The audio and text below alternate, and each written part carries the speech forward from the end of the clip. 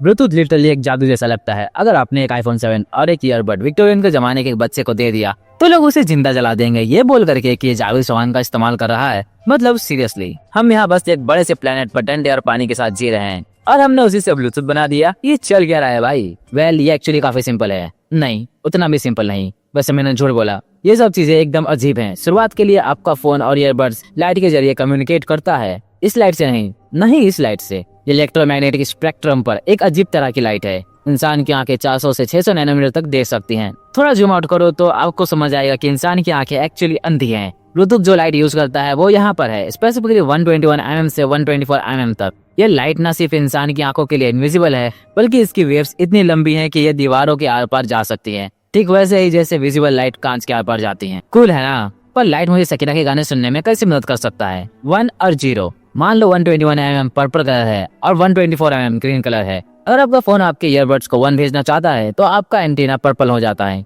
Earbuds का antenna इसे देखता है और ईयरबड्स के माइक्रोचिप को बताता है, हे ये पर्पल है, और फिर माइक्रोचिप 1 लिख लेता है। और अगर फोन 0 भेजना चाहता है तो एंटीना ग्रीन हो जाता है और वही सेम प्रोसेस रिपीट होती है। ऐसा 1 सेकंड में लगभग 10 लाख बार होता है। ओके, तो अब हमें पता चल गया कि कम्युनिकेट कैसे करना है, पर इससे लगभग 10 लाख प्रॉब्लम और खड़ी हो जाती हैं। फॉर एग्जाम्पल, अगर मेरा भाई मेरे पास बैठकर टेलर स्विफ्ट के गाने सुन रहा है जबकि मैं एक असली मर्द की तरह शकीरा के गाने सुन रहा हूँ, तो मेरे ईयरबड्स को कैसे पता चलेगा कि टेलर स्विफ्ट को इग्नोर करना है और सिर्फ शकीरा ही बजाना है? वेल, इस प्रॉब्लम के कुछ सॉल्यूशंस हैं। सबसे पहले तो ये एक्चुअली सिर्फ पर्पल और ग्रीन कलर में फंक्शन नहीं करता। पर्पल और ग्रीन कलर की रेंज के अंदर 79 अलग अलग सेक्शंस या चैनल्स होते हैं। हर चैनल के 1 और 0 के लिए अपना एक स्पेसिफिक वेवलेंथ होता है। तो हो सकता है आप चैनल 37 में हो और आपका भाई चैनल 73 में हो। पर क्या हो अगर वहाँ 158 अलग अलग फोन्स और ईयरबड्स एक ही जगह पर गाने बजा रहे हो? यानी हर चैनल के लिए 2 सेक्शन लगेंगे। सबसे पहले तो लैग एकदम खट्टे लेवल का होने वाला है, पर फिर भी आपके ईयरबड घसीट घसीट कर चलते रहेंगे और सिर्फ शकीरा ही बजाएंगे,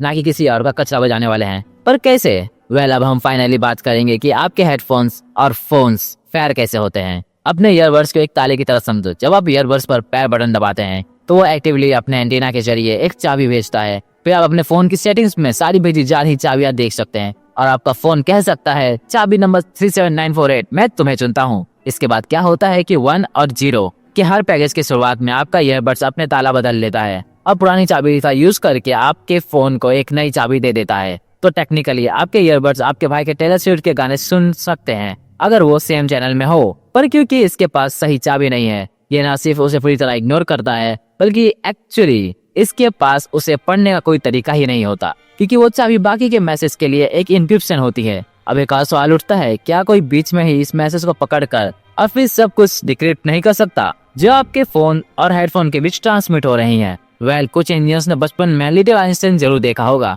क्योंकि इस प्रॉब्लम का एक जीनियस सॉल्यूशन है। आपका फोन और ईयरबड सिर्फ एक चैनल पर नहीं टिके रहता, वो कुछ ऐसा करता है जिसे फ्रीक्वेंसी होपिंग कहते हैं। वो एक चैनल से दूसरे चैनल पर हुप करते रहते हैं और ऐसे हर सेकंड में लगभग 1600 बार करते हैं। तो कोई जासूस शायद 1 सेकंड के बहुत छोटे हिस्से के लिए आप क्या सुन रहे हैं वो सुन सकता है, पर फिर आप चैनल बदल लेते हैं और उनके पास ये जानने का कोई तरीका नहीं होता है कि आप किस चैनल पर गए हैं। और फिर आपके फोन और ईयरबड दोनों को कैसे पता चलता है कि किस चैनल पर जाना है? वेल, जब आपका फोन इनिशियली कनेक्ट होता है और कहता है चाबी नंबर 37948 मैं तुम्हें चुनता हूँ, तो उस मैसेज के अंदर वो एक सीक्वेंस चुनता है और वो इन्फॉर्मेशन निकल करके आपके हेडफोन को भेजता है, इससे पहले कि कोई साउंड प्ले भी हो। इस तरह से आपका फोन और हेडफोन ही सिर्फ वो 2 चीजें होती है जिन्हें पता होता है कि वो आगे किस चैनल पर जाने वाले हैं। तो हाँ, ये उतना भी कॉम्प्लिकेटेड नहीं है। अब आपको ठंडे पत्थर और पानी लेकर कुछ ब्लूटूथ बना लेनी चाहिए। इसके लिए आपका एक सब्सक्राइब तो बनता है।